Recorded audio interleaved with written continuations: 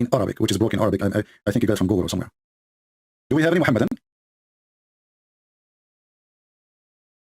You know, we have to put, or to like think about Islam as something special. 2 days ago, when I went online, a Muslim woman, she called me, and she insists that she wants to do breastfeeding for adult. She called me live on air. And me myself, I do not know what to do. Take the offer, refuse the offer, say yes, say no. I was afraid if I say no, Allah will punish me. How you can say no to the teaching of a holy God coming through a holy prophet? And the Muslim women, the Muhammadan women who called me, she was very serious, and she continued sending me text messages saying that the offer is still standing firm. And I put the word firm between two brackets, you know what I mean, because we are talking about the breast.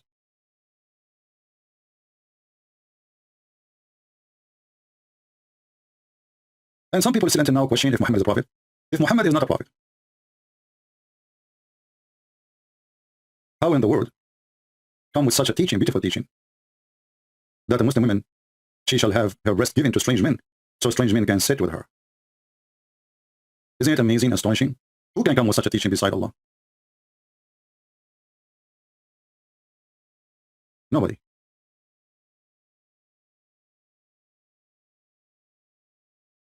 I don't know which time in the video. Yes, yeah, here we go. Yesterday, this lady, she called me, and she offered her breastfeeding. You don't even know what Christianity is about yet. You are following Allah, the devil. The verse in the front of your eyes. Where's the... I'm trying to find when this lady, she called. And she offered me, how you try to contact me, my friend. I talk only to Muslims. Let us see. Maybe now I see. Any Muhammadan? Do we have any Muhammadan? We have Eliza is calling, the one who want to do breastfeeding for me. I'm not sure why. Hello? We're talking about breastfeeding. Yes, you are the Muslim Eliza, correct? Do you want me to breastfeed you? No, thank you. I'm not interested. But do you do that usually? Yeah, I say Bismillah and then I breastfeed. Oh, okay. How many men do you breastfeed a day? Around 22. Okay. Is that for free, like a charity, or for money? It's because we're allowed to. Oh, just because you're allowed to. Okay. Can you explain to us why your prophet allows such a thing? Because he wants us to be happy. Oh, that make you very happy? How would it feel when, you know, like a man, he do breastfeed you? Like a man you never met before, he come to your door and he knock at your door and you give him your holy nipples. Well, do you want to find out? No, I don't want to find out, so I'm asking you. Well, I can breastfeed if you want. No, I don't want to find out in this way. I want to tell you. I mean, look at this, look at this. We buy a new microphone, and then the first caller from the Muslim nation, if we can call them a nation, as Muhammad called them a nation, is a Muslim lady offer me her boobs. But it happened that at that moment, I was not interested. But I might rethink it. Because speaking too much about Islam will make you pervert. Pervert, you know pervert?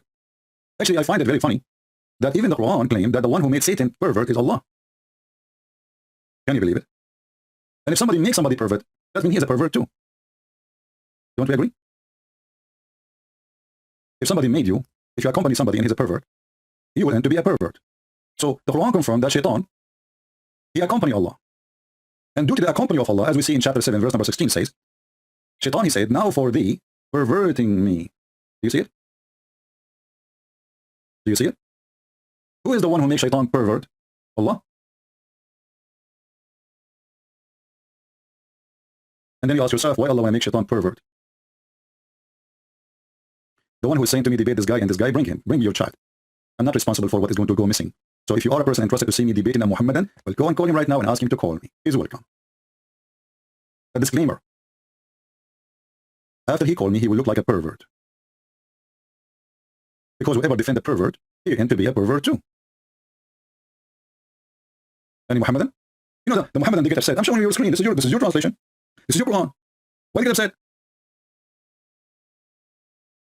Why the Muhammadan gets so upset? I'm not saying anything. I'm just showing you what I say there. Here we go. Shaitan, he says to Allah, you are the one who made me, he made Shaitan pervert. And Muhammad, his name is Yasin. He keeps repeating the same thing. He says, Allah is he's not going to be asked about what he do. That's because you're an idiot. This is because you're an idiot. Because you're a coward. You don't dare. We dare. Why I cannot ask Allah about what he do? When Allah, he says he will insert in your anus a chain. Shouldn't we ask Allah why he is a pervert?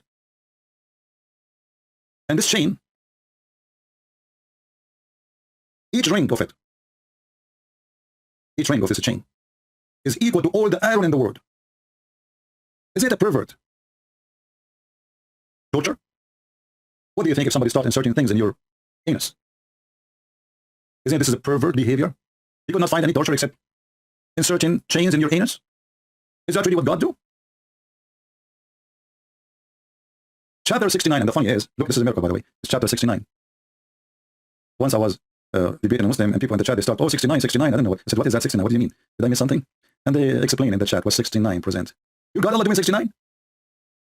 If we go to the book of Ibn Kathir, in chapter 69, verse number 32, look what Ibn Kathir he will say.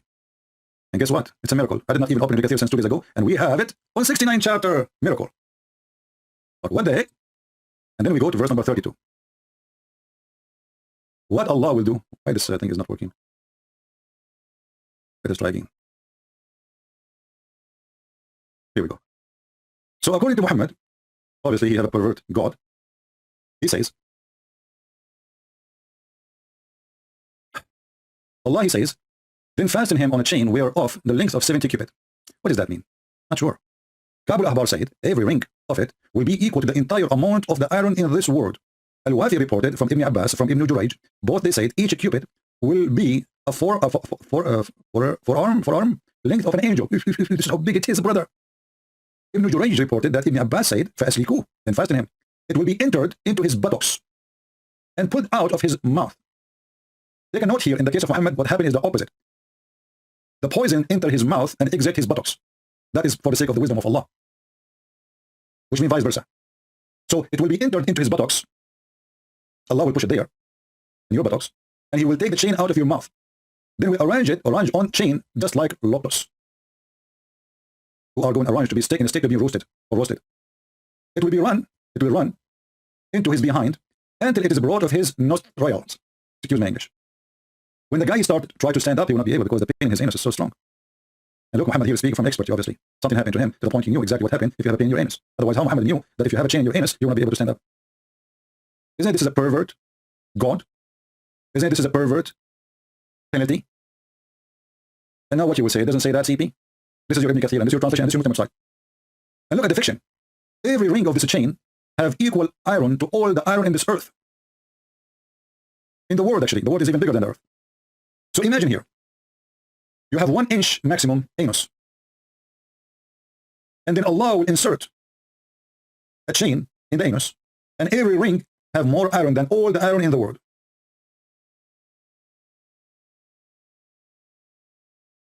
Zero Muslim caller. Zero Muslim caller. They don't dare to speak about how their prophet died. They don't dare to speak about how he gave all those false prophecies. And one of them, he called me, he says, I have a question. Okay. The only ones who call me really to give some help in the topic is a Muslim lady. She want to do breastfeeding for adult. How you feel yourself?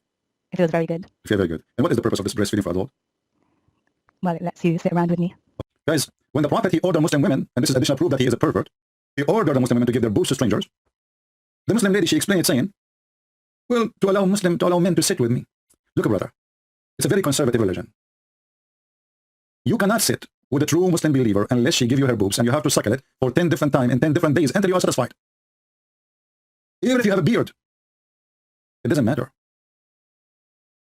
Even Aisha, the wife of Muhammad, she ordered her sisters and her nieces that no one can enter upon me unless you suckle him from your nipples. So Aisha, she have a room of secretary who have their breast open for the clients who is coming to see Aisha. And supposedly, the reason for that, a man, he can sit with her, even though he's a stranger, after he suckled the breast of her nieces. But if you ask the Muslims, well, what this breast suckling will do? Is she became forbidden? They will say no. Can he have sex with her? They say yes. So what's the point? Anyone can tell me the point?